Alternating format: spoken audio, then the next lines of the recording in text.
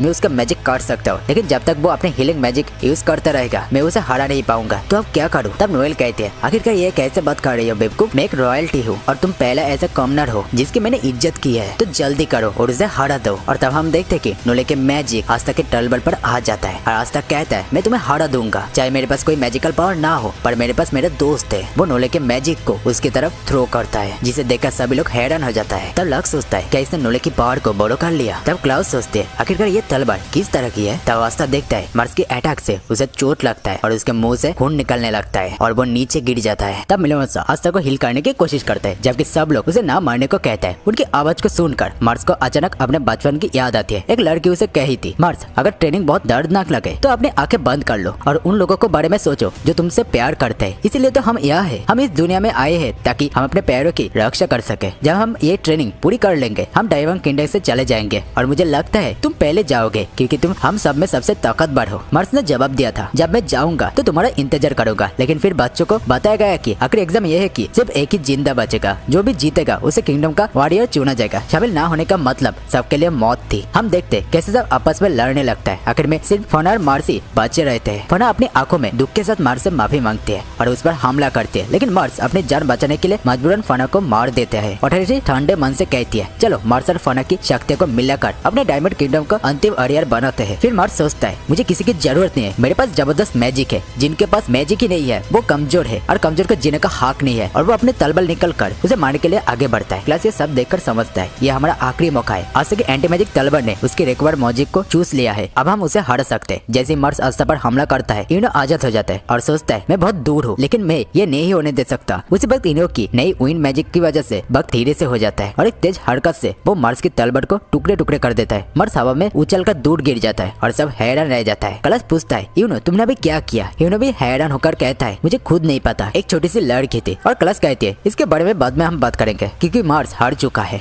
Uno देखता है कि आस्था के नए तलवार चमक रही थी और आसपास के डंजन गिरने लगता है। आस्था चिल्लाता है हमें मार्स को भी बचाना होगा। कलश जवाब देता है तुम पागल हो, वो अभी हमें मारने की कोशिश कर रहा था। लेकिन आस्था कहती है वो सिर्फ खजाने के लिए आया था और वो हमारे जैसा ही है, लेकिन उनकी कोशिश के बावजूद वो समय पर मार्स तक पहुंचा नहीं और डंजन तेजी से गिरने लगता है और वो लक के कहने पर एक रास्ते से मुश्किल से बाहर आ गया। इसी बीच लोटस और उसके साथी यूनो के पीछे पीछे वो भी बाहर निकल जाते हैं। सब कुछ के बाद भी वो मार्स और खजाना दोनों को बचाकर निकलने में सफल होता है। मार्स घायल होते हुए फाना के अंतिम पलों को याद करते उसने अपनी आखिरी मैजिक का इस्तेमाल करके मार्स का घाव को भर दिया था और माफी मांगी थी। होश में आते ही मार्स लोटस का शुक्रिया अदा करते उसके जान बचाने के लिए और उसका मन फोना की आखिरी बातों की तरफ चला जाता है। फोना कहा था अब जाओ मार्स, अपनी और मेरी दोनों की जिंदगी जियो। फिर हम देखते कि आस्था की होश आता है। तब मिलोमिसा कहती है तुम्हें अभी उठने नहीं चाहिए, तुम अभी ठीक नहीं हो। पर आस्था कहता है थैंक यू मुझे बचाने के लिए। फिर लक कहता है मैं तो सोचा था तुम मर जाओगे, इतने जल्दी मत मरो क्योंकि मैं तुम्हारे साथ लड़ने वाला हूँ। आस्था कहता है मैं इतना जल्दी नहीं मरूंगा क्योंकि मुझे विज़ार्ड किंग बनना है। फिर यूनो कहता है तुम अपने सपने में विज़ार्ड किंग बनना क्योंकि मैं तो विज़ार्ड किंग बनूंगा। फिर कलश आके आस्था और यूनो को गले से पकड़ लेता है और कहता है मैं तुम दोनों को कमाना सोच के बहुत बड़ी गलती कर दी थी। फिर आस्था कलश के साथ झगड़ने लगता है। फिर आस्था नोले को कहती है तुम्हारे कपड़े फाटिए, जिससे नोले शर्मा के उसके ऊपर गिर जाता है। फिर हमें दिखाया जाता है ब्लैक बुल्क से हेडक्वार्टर और वेनेसा कहती है आस्था तुम एक हफ्ते से नींद में थी और तुम्हारा देखभाल नोले ने की थी। नोले उसके बाद सुनकर पूरी तरह से शर्म जाती है। इसी दौरान गोश अपने बैंड के बारे में सोचता है और वो अपने दुनिया में खोआ रहता है। लक आस्था को लड़ने के लिए जोर देता है लेकिन आस्था माना कर देता है। थोड़ी देर बाद चार्मी सबके लिए खाना लेकर आता है और खाना देखकर आस्था अपनी खुशी रोक नहीं पाता और उसके तरफ दौड़ते हैं, जोश में चीयर करते हैं। कैप्टन हमें अंदर रहता है और कहते हैं तो तुम जिंदा हो अभी तक आस्था? अच्छा बात तुम नहीं मारे। वैसे मैजिक नाइट हेडक्वार्टर्स ने तुम्हारा एडवेंचर का रिपोर्ट मांगा है, तो अगर तुम जाने का लायक हो तो बाहर चले जाओ। लक सुनकर एक्साइटेड हो जाता है। यह में जल्द ही मूड बदल लेता है और उसे मैग्ने के साथ एक मिशन पर भेज देता है। लक थोड़ा निराश होकर मिशन के लिए तैयार हो जाता है। फिर आस्था नोले हेडक्वार्टर्स के लिए शहर में आता है। नोले आस्था के साथ अकेला होकर वो थोड़ा शर्म जाता है। फिर वो दोनों जाने लगे और उनकी मुलाकात यूनो और उसकी टीम के साथ होता है। क्लास आस्था से पूछता है कि वो कैसा है। आस्था कॉन्फिडेंटली कहता है मैं बिल्कुल ठीक हूँ। फिर वो मिलोमिसा के शुक्रिया अदा करता है जो शर्मा कर जल्दी से दूर चले जाता है। यूनो आस्था का मजाक उड़ाता है और दोनों हल्का फुल्का मजाक करता है। इसी दौरान मिलोमिसा नोले से अपने जज्बात शेयर करते हैं कि अब उसे आस्था पसंद आने लगा और वो उसे देखना बंद नहीं कर सकते। नोले इससे परेशानी हो जाती है और वो जलन महसूस करने लगती है। जैसे दोनों इस बात पर बहस करती है ग्रुप हेडक्वार्टर्स पहुंचता है जहाँ विज़ार्ड किंग था और उन्हें इज्जत और सम्मान के लिए वो लोग ग्रीट करता है। लेकिन आस्था और यूनो समझ नहीं पाता कि वो कौन है। फिर क्लास उन्हें समझाता है यह है विज़ार्ड किंग जूलियस। आस्था और यूनो दोनों हैरान हो जाते हैं। विज़ार्ड किंग यूनो के मैजिक पावर देखकर उसकी तारीफ करता है, उसके विंड स्पीड मैजिक से प्रभावित होता है। फिर उसे विंड स्पीड मैजिक को एक्टिवेट करने को कहता है लेकिन यूनो माफी मांगते हैं, कहते कि वो उसे एक्टिव नहीं कर सकता, जिससे विज़ार्ड किंग थोड़ा निराश हो जाता है। किंग उसे तसल्ली देता है तुम विंड स्पीड के लिए चुने गए हो जो 4 महा एट्रीब्यूट्स से में एक है। मुझे पूरा विश्वास है कि ये मैजिक तुम्हारी बहुत मदद करेगा, तो इसकी अच्छी तरह से देखभाल करना। दूसरी तरफ आस्था अपने गृह मत दिखाता है पर विज़ार्ड किंग उसे पढ़ नहीं पाता। फिर वो अपने नए तलवार को दिखाते हैं जिससे विज़ार्ड किंग तुरंत क्यूरियस हो जाता है। लेकिन जैसे वो उसे उठाना चाहता है उसे लगता है कि वो तलवार उसकी पावर एब्जॉर्ब कर रहा है। फिर वो मुस्कुराकर कहता है समझ गया, ये तलवार तुम्हारे जैसे इंसान के लिए है क्योंकि आस्था तुम्हारे पास कोई मैजिकल पावर ही नहीं है। फिर आस्था यूनो कहता है कि कैसे विज़ार्ड किंग बन सकते हैं, लेकिन क्लास कहती है ऐसे सीधा विज़ार्ड किंग से सवाल मत करो। फिर वो कहता है अगर तुम विज़ार्ड किंग बनना चाहते हो तो सबकी विश्वास जीतना होगा। विज़ार्ड किंग कहता है ये सिर्फ सबके विश्वास जीतने की बात नहीं है, तुम्हें अपने आप को इस लायक बनाना होगा कि तुम सबको साबित कर पाओगे कि तुम विज़ार्ड किंग बनने लायक हो। बाद में विज़ार्ड किंग उनका मेहनत का तारीफ करता है और उन्हें डेकोरेशन सेरेमनी में बुलाता है जहाँ मैजिक नाइट को उनके करेज और स्किल के लिए सम्मानित किया जाएगा। जब सेरेमनी शुरू होते हैं तो हमें बताया जाता है कि मैजिक नाइट उनके एबिलिटीज के आधार पर रैंक दिया जाता है और विज़ार्ड किंग सबसे ऊपर होता है। इसी तरह सेरेमनी खत्म हो जाता है। अचानक विज़ार्ड किंग को जरूरी काम के लिए जाना पड़ता है और क्लास हैरान होकर कहता है उन्हें यह क्यों बुलाया गया था इतने एक्स्ट्रा ऑर्डिनरी मैजिक नाइट के बीच में। लेकिन आस्था अपने दुनिया में खोया रहता है। वो इस सेरेमनी को अपनी तरह से एंजॉय करने लगता है। लेकिन कुछ नोबेल उसके बारे में बात करते हैं। आस्था फिर कहता है मुझे तुम सबकी बात सुनकर थोड़ी परेशानी तो हो रही है लेकिन मुझे आदत है ये सब सुन रहा। फिर हम देखते कि नोले से उसका भाई और बहन मजाक उड़ाने लगता है, उस पर पानी फेंककर उसे चिढ़ाने लगती है। उसके भाई बहन भी उसका मजाक बनाते हैं। उसका बड़ा भाई उसका मैजिक कंट्रोल न करने पर उसे दोष देता है और उसकी माँ की मौत की जिम्मेदारी ठहराता है। नोले दुखी होकर वहाँ से चले जाने लगता है। आस्था नोले के हाथ पकड़ते हुए कहता है तुम्हें इन बेकार लोगों से डरने की जरूरत नहीं है। टेबल के ऊपर वो खड़े होकर कहता है तुम्हें खुद विज़ार्ड किंग ने यहाँ बुलाया था, तुम्हें लगता है मुझे फर्क पड़ता है कि तुम लोग मेरे बारे में क्या सोचते हो। एक नोबेल आस्था को रोकने की कोशिश करता है लेकिन आस्था अपने एंटी मैजिक तलवार के इस्तेमाल करके उनका मैजिक को काट देता है और कहता है मैं चुप नहीं रहूंगा चाहे तुम लोग मुझ पर कुछ भी कर लो, देखना मैं एक दिन विज़ार्ड किंग बनूंगा। जाऊंगा और तुम सबको बोलती बंद कर दूंगा।